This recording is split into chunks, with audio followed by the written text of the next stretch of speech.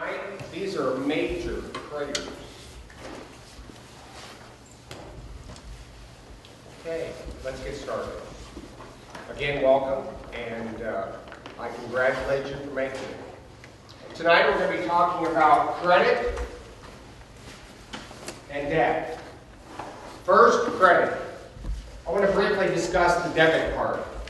The debit card is not credit. I know many people use a debit card. A debit card has replaced the check.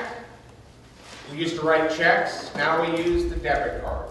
And that's great. If you like it and it works for you, knock yourself out.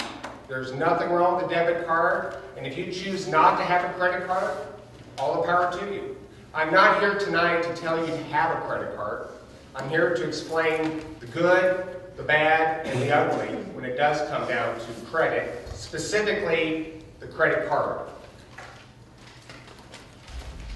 So, credit card.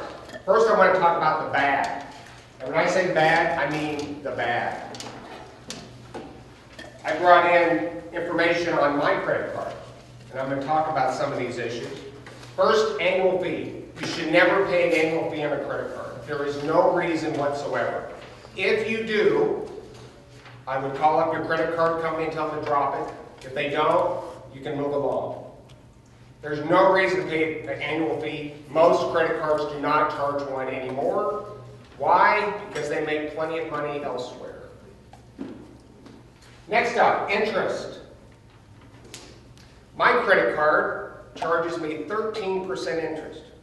Now that sounds high, but if I pay my credit card bill off in full every month, I pay no interest. Sometimes I forget what my interest rate is because it's irrelevant. If I pay my credit card bill off in full every month, I pay no interest. So, being overly concerned, if you're really concerned about your credit card interest rate, you have other issues to be more concerned about.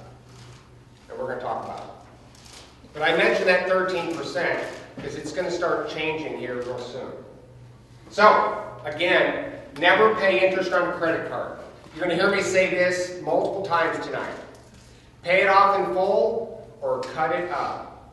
Get rid of it, put it aside until you can pay your credit card bill in full every month. There's no compromise on this issue. If you want somebody to give you permission to kind of pay most, I'm not the guy. I'm going to tell you to pay it off. If you can't do that, you shouldn't use the credit card. You're not ready. Late payment. Before I get into the late payment, all of this starts getting into the point of being organized. You must be an organized person to have a credit card. If you're disorganized, you should not have a credit card. You're going to make a lot of mistakes, which I'm going to cover here in a minute. Be organized. If you're not, don't use a credit card until you get organized. Late payment. Oh, goodness.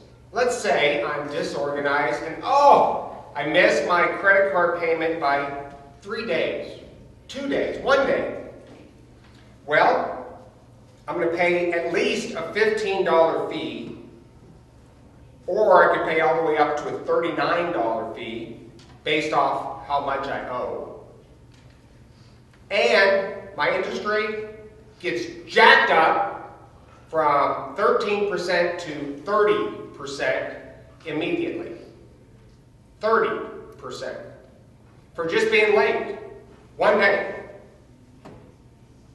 We must be organized. Over the limit. We all have a credit limit on a credit card. Maybe it's $3,000. Maybe it's $2,000. Let's say it's $2,000. And you're going along, you're doing pretty good. All of a sudden, you put your credit card down a few times and you go over 3 times by accident. That's okay. They don't have a problem with that. You see, my credit card's going to charge me $39 times 3. Every time I do that, $39. for going over. And my interest rate gets jacked up to what? 30%. 30%. This is how you go broke in America, folks. Next up, the cash advance. Does this look familiar to anybody? I'm sure some of you do, right? We get these things in the mail all the time, all the time. Cash advance checks. No surprises, Finley. Let's see here. 0% interest rate. It's called a teaser rate. For 21 months. It's amazing. Let's see, what else? Unbalanced transfers and purchases. Instant response. 60 seconds. Right? All of that is designed to get me to respond, no! That's what we need to do every single time you get these in the mail. Cash advances are for chumps. Stay away from cash advances.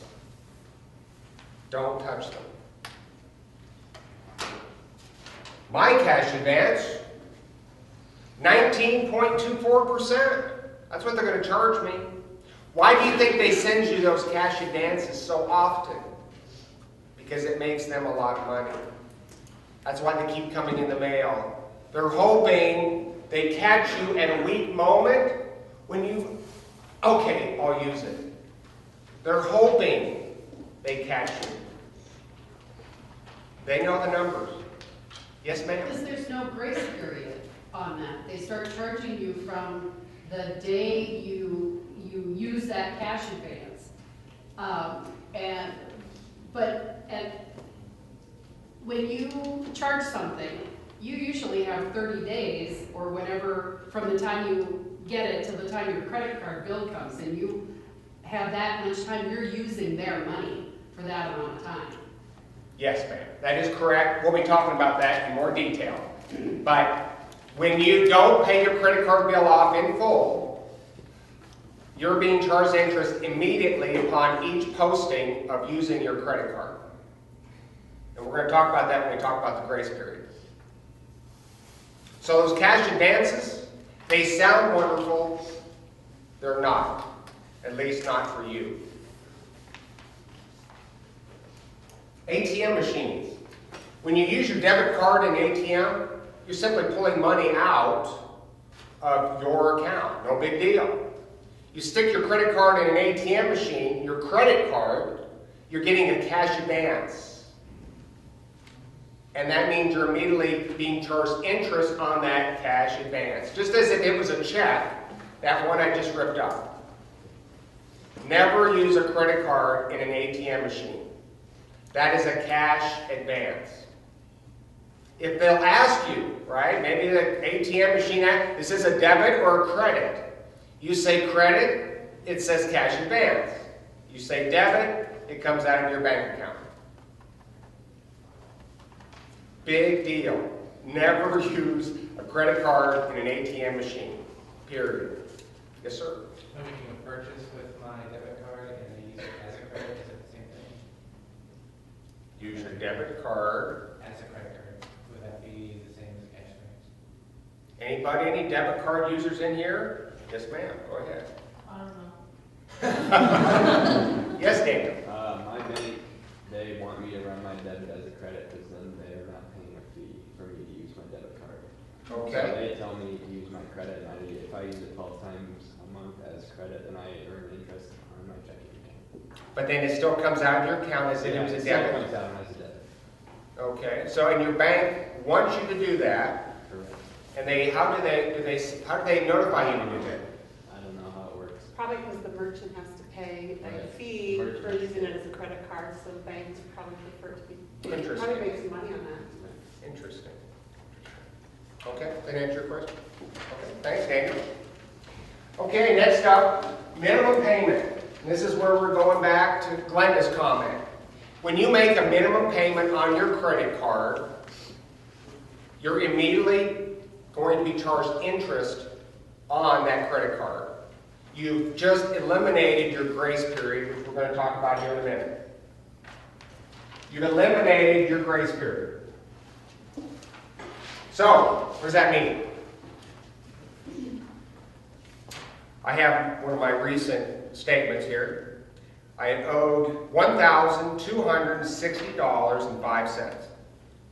Well, of course, I paid that off at the end of the month. No big deal, no interest, no nothing. But if I didn't, if I made the minimum payment, how long do you think it'd take me to pay that off?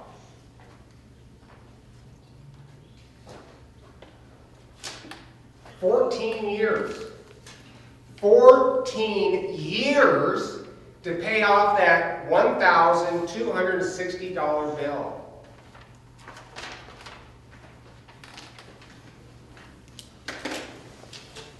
Would have cost me $2,359 in interest alone over the next 14 years to pay for stuff that is gone. I'm sure of it.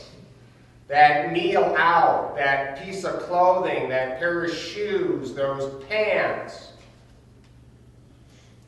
Minimum payments can cripple you. Don't do it, folks. Don't do it. Pay the credit card bill off in full every single month.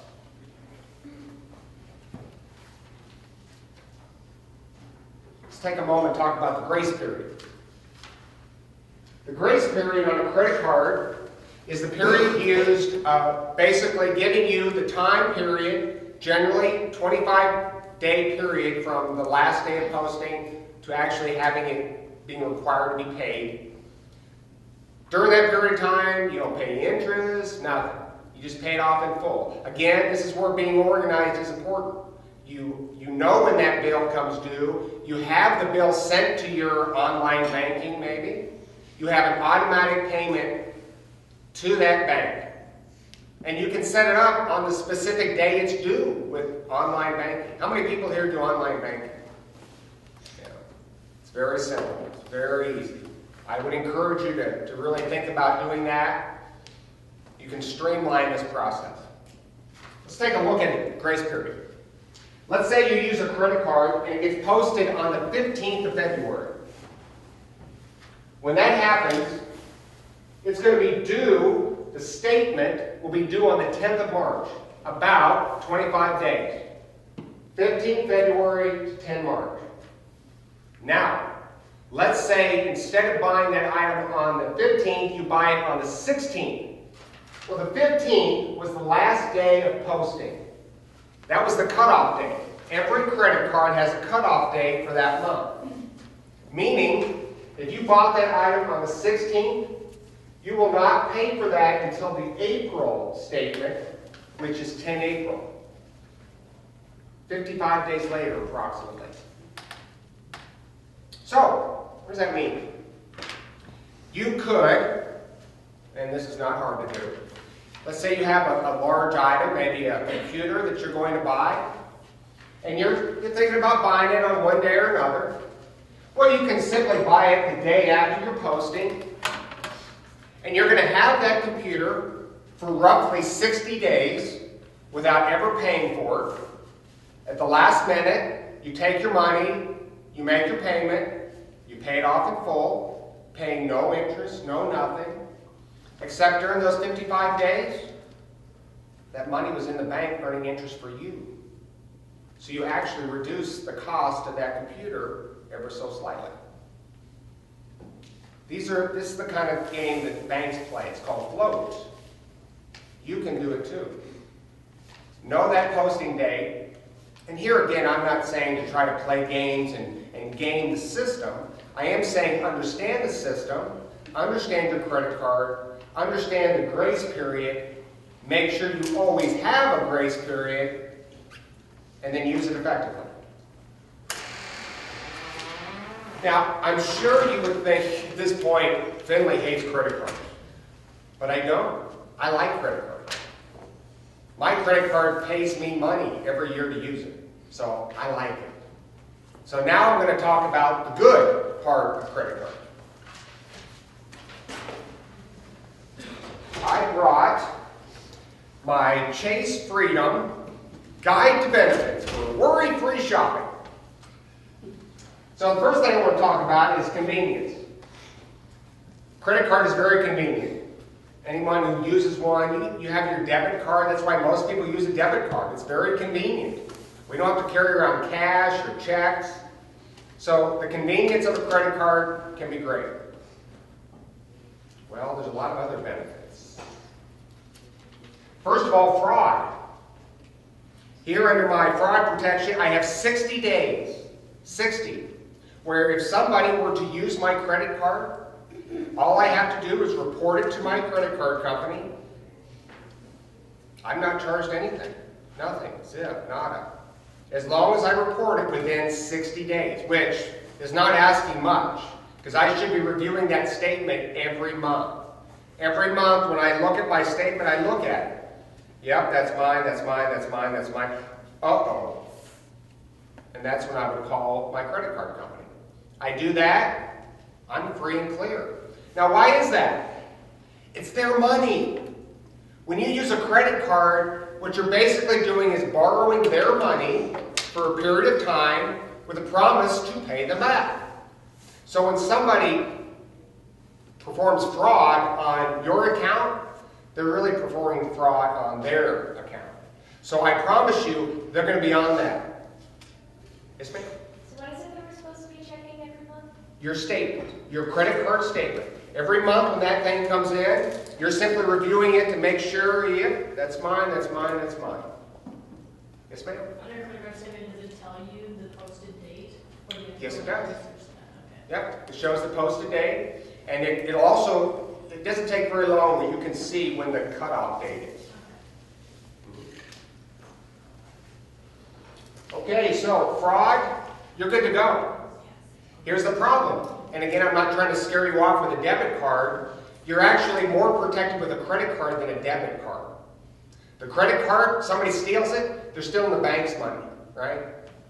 When they steal your debit card information and access that, they're stealing your money. Now, that doesn't mean the bank or credit union won't work at finding the perpetrators and try to stop them and deal with that, but they're not going to be as motivated as when it's their money, right? Think about it this way. You're more concerned when somebody steals your money than your buddy's money, right? Next up, loss, theft, and damage. Again, 60 days. This is called purchase protection. For up to 60 days, if the item that I bought with this credit card is lost, stolen, damaged, or catches fire, I'm concerned what I'd be doing if that happened, but nonetheless, they'll reimburse me up to $250 for that item for a 60-day period. 60. They'll give me, in lifetime amounts, up to $50,000. In other words, I file multiple claims on this. Purchase protection. Free. That's a free benefit. Not a bad deal. Next up, warranty. My credit card, and this is not special. I don't have some credit card that is just the best in the world. Most of you can have a credit card identical to this. My extended protection, basically 2 times the warranty up to a year. So if you give me, if I buy something and has a 1-year warranty on it, my credit card makes it a 2-year warranty. Again, this is a reminder that anytime we buy something of value, keep that receipt. Put it in a safe place so you can always access it later if needed. Because again, that could be a 2-year period. That's a pretty big deal. 2 years. Again, anytime you buy something of decent value, take that receipt, find a place you always put it, stick it there. And if you actually pay, I actually had a laptop that was it was already outside the 1 year, and it was real close to the 2-year, double, and like a week before it just died. We called Chase, and said, our laptop's broken. They didn't give us a runaround. They said, okay, here's a form, take it somewhere, find out what's wrong with it. Found out what's wrong with it, sent in the information. They said it's too expensive to fix. We're just going to refund your purchase price. So refunded the purchase price after we used it for 2 years and got it on a laptop for less money. And you didn't have to buy the extended warranty. Correct. Oh my goodness, that is right. No extended warranty. There's your extended warranty right on your credit. Yes. We're going to be talking about that too come insurance week. So, the key there, and Connie followed the rules, that's the big key, right? Every credit card has this. Your credit card has this benefit package, mumbo jumbo they say here, right? So follow the rules to be reimbursed properly. And I can tell you one of the rules is having that receipt. That's a given. But they tell you what to do, they tell you how to follow the rules to basically use that benefit that again is free. Next up, rental car. Some people have heard about this. This is a great deal. This is a no-brainer. I use my credit card to rent a car. It covers the deductible if I am at fault in a case where I damaged the vehicle or somebody else's vehicle or I hurt somebody. And this isn't some little piddly deductible. Many times that car rental deductible is $2,000 or $3,000. That's a chunk of money. My credit card company, if I use this credit card to rent that car, covers that deductible, and then the credit card company will cover the rental car company will cover the insurance beyond the deductible. Pretty good deal, right? And again, free. Now, many credit cards offer this benefit, not all do. You want to read your benefit package carefully. If they don't, you want to check with your car insurance company. Many of them do. The last thing you do that is not wise is you show up to rent a car and you go through all the paperwork and then at the last minute, Mr. Finley, do you want insurance? You don't want to not know. You want to know whether your credit card does it or whether your car insurance covers it. Because if you don't know, you're probably going to take it. And that insurance is very expensive. Again, free benefit. Price protection. This one surprises a lot of people. On price protection. Okay, let me see if I can find it here. Where's my price protection? Okay, if I see a printed advertisement of the item that I just bought in any retail store within 60 days, they'll refund the difference up to $250. Here's an example. I buy that $1,900 computer, and about 45 days later, I'm chugging along, and oh man!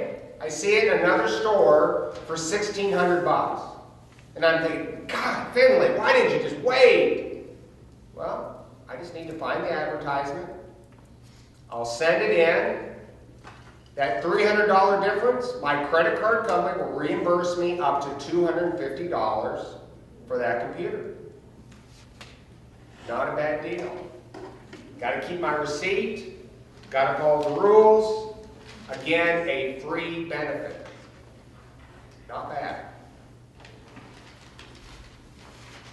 Finally, the rebate. I talked about that a little. I love my rebate. I shouldn't say I like it.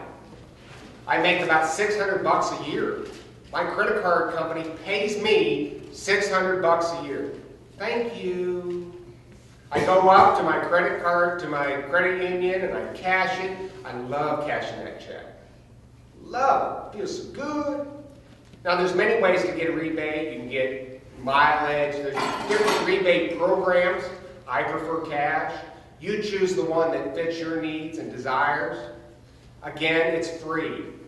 Now, does that mean we just keep using our credit card all the time to get the rebate? No, no, no, no. You use your credit card to make purchases that you would have paid for with cash. That's the attitude you gotta have. Would I pay cash for it? If the answer is yes, you use your credit card. If the answer is no, you don't use it. So just using a credit card all the time, that's gonna send you down a hole you don't wanna go down. But using it effectively and wisely, with all of these benefits, can make quite a difference. Mike, we should probably mention, I don't know if you saw it or some of the people in the class saw it, is that there's something passed allowing now merchants can charge or pass along the fee that the credit card companies charge them to use your credit card. I haven't seen where stores are passing that fee along, but that's something that they need to be aware of. I think that's a good point. A fee for using a credit card. And as I understand, I read that information, and they have to post it. So you might want to be looking at a store. If that's posted, I'll tell you what Finley would do. I'd walk and go to the next store. So, Did they say where they have to post it? yes. At the register or? It has to be posted at that store. I don't know, probably. It could be kind of small lettering in different places. So be aware of that. I would certainly agree. Be aware of that. It's brand new. And that, again, would incur more cost to you. So be aware of it. Show them you don't approve by walking. That's what I'll do. I want to just briefly talk about a secured credit card. Especially for a young college student, sometimes that's pertinent. You don't have any credit. You'd like to develop some credit. You realize you're organized. You're able to control your access to it. You're going to pay it off every month, but nobody will give you a credit card. You can use a secured credit card to start building your credit. Here's an example. You can go to Viridian Credit Union here on campus. You can give them $200, and that would go into a savings account. They'll hold it. It's got to stay there, but it's your money. It'll earn interest for you. Not much, but it'll earn something. And then you have $200 in a credit limit that will be put on a secured credit card for you. You use that secured credit card for a matter of months. You pay it off. You use it effectively. You don't go over. You don't violate any of those rules. Roughly 5-6 months down the road, they'll drop the secured credit card. You'll have a regular credit card to use, and then you can start developing a higher credit limit over time. So a secured credit card is an effective way to start developing credit when you have nothing and nobody wants to give you anything. Any questions on that? Yes, sir. Is that like a prepaid credit card, like which you can get at Walmart and other places like that? I would not go that route. Again, I would go with a credit union or a bank. The secured part is that money stays with them. Now, what does Walmart offer you?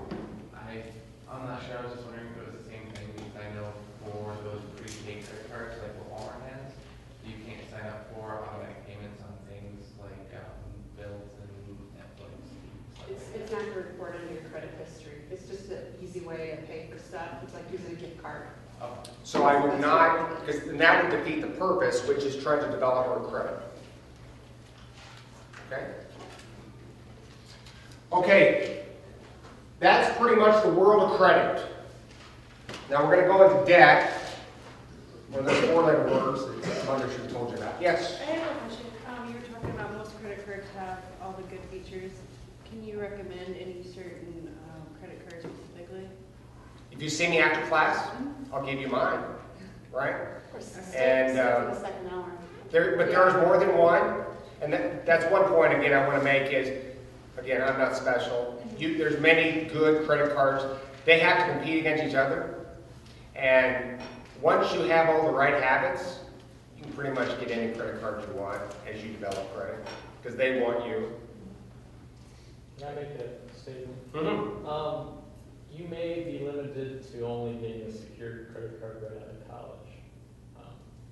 It's just what I found out. Correct. Again, based off your situation, developing credit can be challenging when you're young. That's okay. And it's not a bad thing. Sometimes somebody wanting to give you a whole bunch of credit isn't always in your best interest. So that secured credit card may be the right route to take as you gradually develop the right habits and organizational skills to handle credit effectively. Yes, ma'am. Do you want to touch on store credit cards? I do. Well, we talk about it in the second hour. Oh, okay.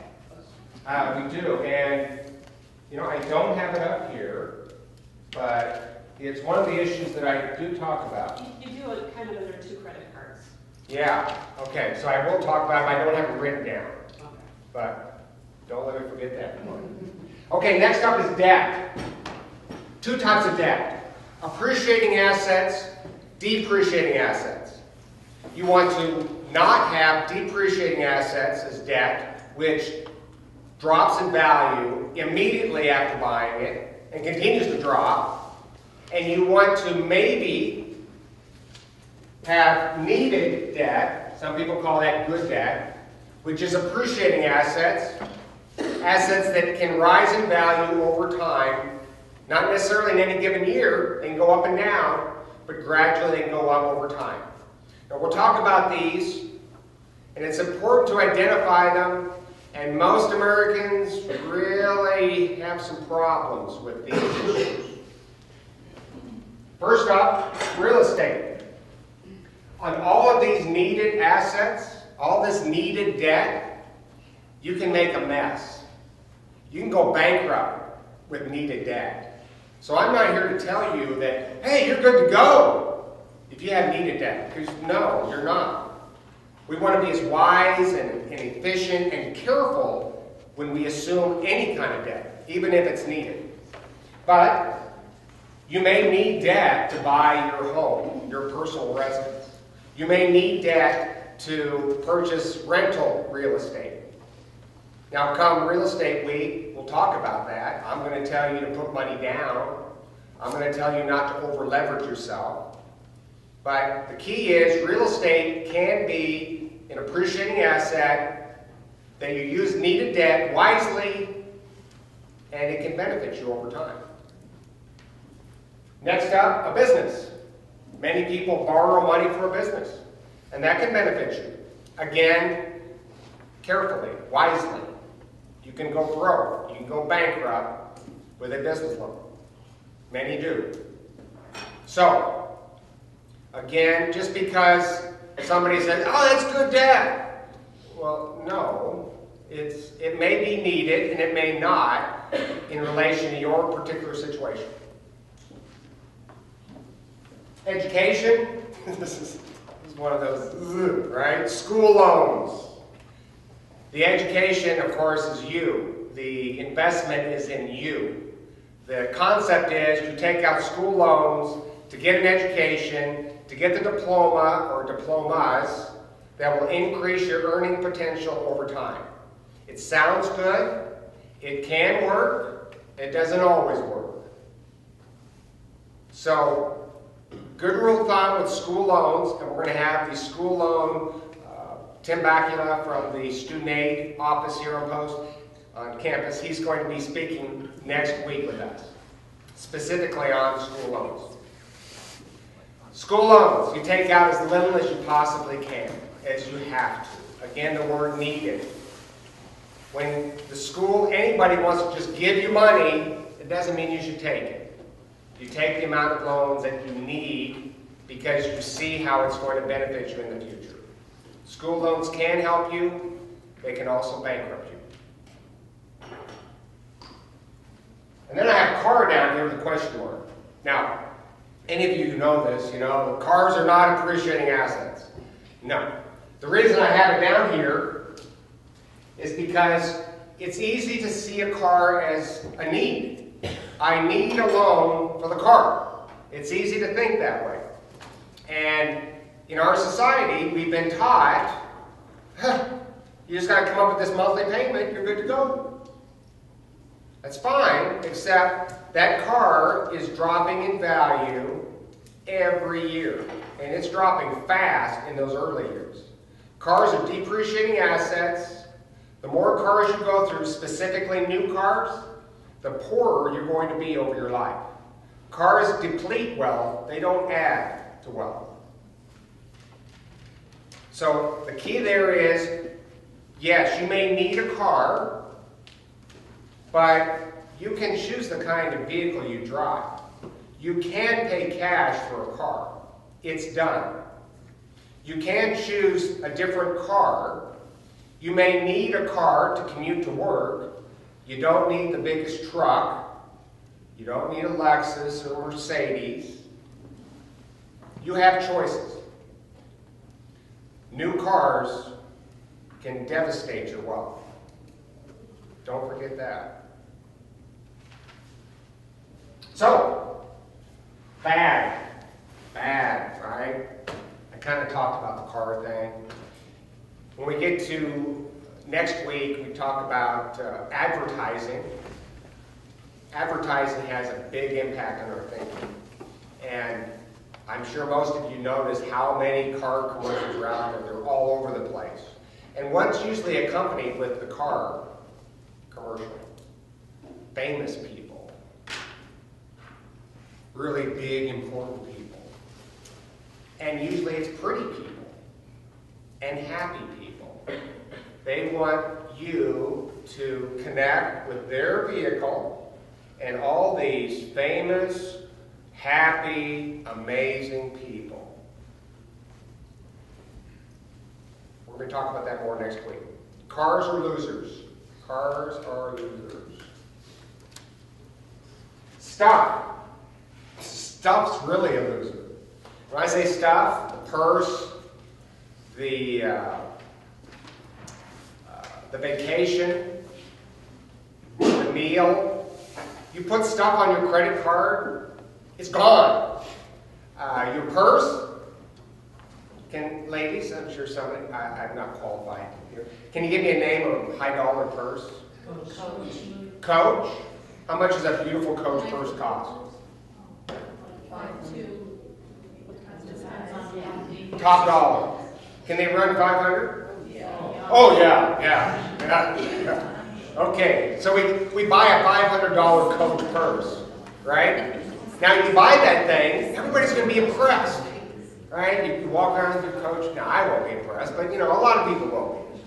So you walk around with your $500 Coach purse, and then next year you decide, you know what? I need a better Coach purse. Well, out of fashion after a year, you got to keep up with the latest. That's right. You got to keep up with the latest fashion. That's exactly right. So you take your $500 Coach purse and you put it out on the garage sale, and some lady comes up to you and says, "I'll give you $10." I want to go to that garage sale. Yeah. And then you are offended by some lady offering $10 for your $500 purse. You tell her that, she says, "Okay, I'll give you 12." So the key there, I'm telling you, that lady is telling you what your purse is worth. You may think different. You might have paid $500, but that lady's telling you, "I'll pay you 12." That's depreciation. And that happens on all of your clothing and all of your stuff. Most things in our life are depreciating assets. They are stuff. They lose almost all of their value very, very quickly. The more stuff you buy, the poorer you're going to be. Now, you may look wealthy. You may have the beautiful purse, the beautiful new car, the clothing, the right phone, the right computer. You'll have all that stuff. You will look rich, but you'll be poor. Because that stuff isn't worth squat. So as the semester goes on, we're going to be talking about how you become broke or how you become wealthy over time. There are paths that we can take. Again, tonight is really about avoiding those craters. Debt is a major crater. Okay, my recommendations. I'm going to talk to you as if you were me at age 20. Okay? Michael, do this. This is my recommendation. If I was talking to me, I would say you got to get organized. You got to get your whole life organized, not just money. Get your life organized. Have a plan, and have a plan on how you manage your money. Last week we talked about that. The spending plan, the net worth statement, the financial plan. Those things go a long ways towards building and organizing our life. Get organized. I'd get 2 credit cards, and I'd make them like a MasterCard/Visa. 2.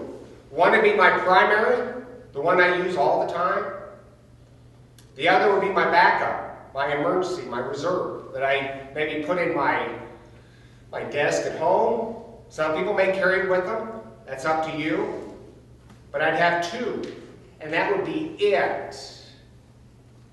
All those store credit cards, I'd cut them up. Now you're thinking, but I get a discount. I know how all that plays out. I know. You get 20% off if you open a store credit card today. Pause and think about this. Think about how hard store credit cards are pushed on you every time you buy. Why is that? They make a lot of money on them. You don't need store credit cards. Get rid of them. And I know some of you may have 1, 2, 3, 5, maybe more than you even know. Yeah, okay. It's okay. Get rid of them. You don't need them, and you don't want them. Simplify your life. The next time you go to a store and they say, would you like, no, thank you.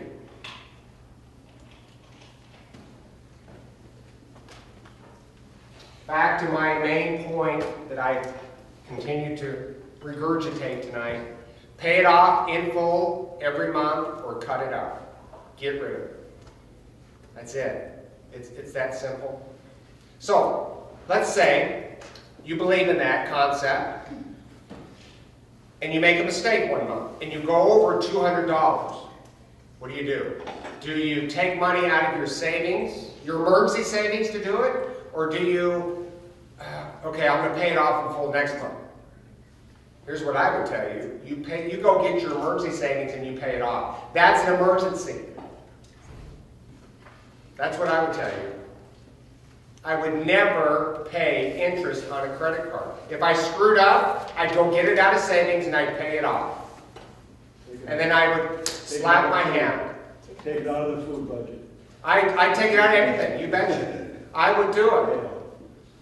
And I'd slap my hand and say, okay, Finley, you screwed up. Don't do it again. But I wouldn't pay that interest. Because remember, as soon as you start paying interest, every time you use that credit card, you're being charged interest immediately. You get in that downward cycle, spiral. It happens. And before you know it, you got a problem. Yes, Kay. While we're talking about oopses, occasionally, say, for whatever reason, you go back to the pay your credit card a day late. I don't think you said this yet.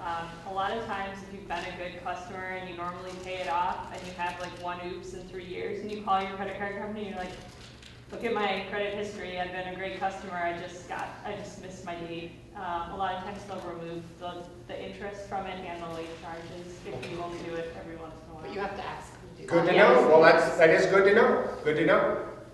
Yes, sir. My credit card company actually called me when I missed a payment. I switched my bank account over, and I didn't switch it to my credit card. They called me when that didn't go through, and they removed the charges and made the payment with my new account. Okay. Wow. Well, good for them. And I'm sure that made Tell you you, what she said, though. yeah, and that made you feel a little better about your particular credit card company, right? Sure. Yeah. Interesting. Yes, ma'am. I know someone who got in terrible trouble with a payday loan, checking cash, those kinds of lists. Yeah.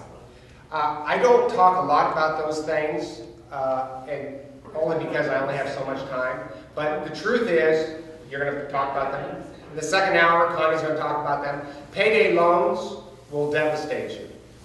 They feed off of people who think in, gotta have money now. They feed off your emotions, and they feed off people who are disorganized with their life.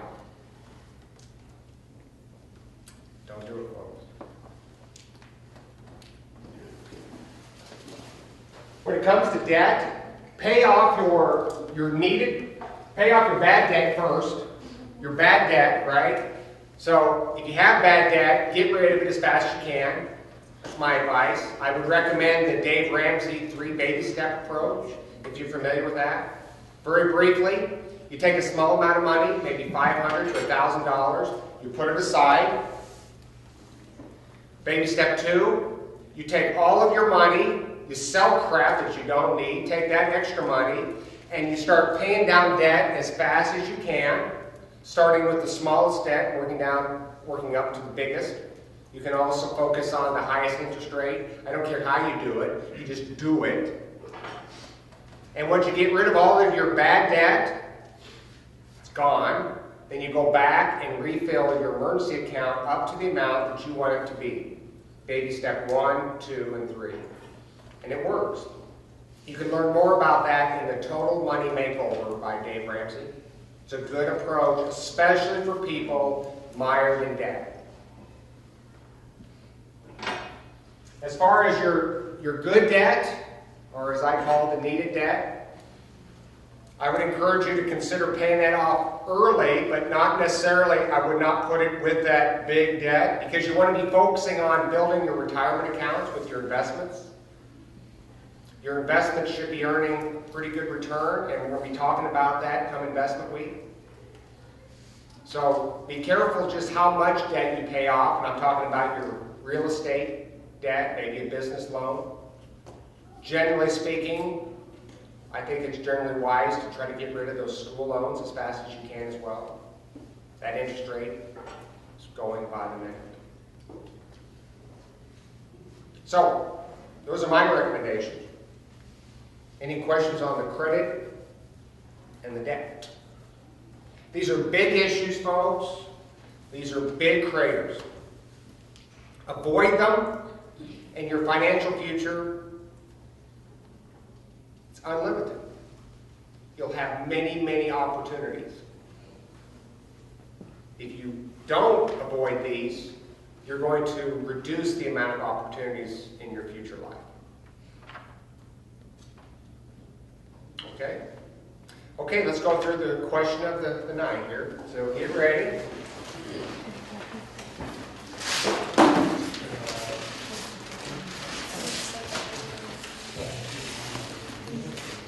Okay. I tell you what you can do.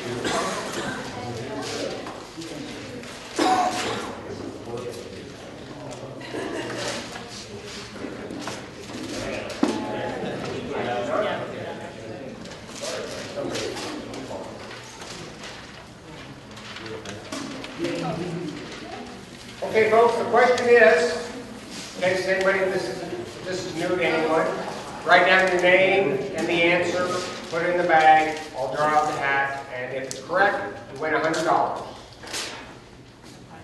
When using the ATM, how is the debit card and the credit card different? When using an ATM machine, what's the difference between using a debit card and the credit card?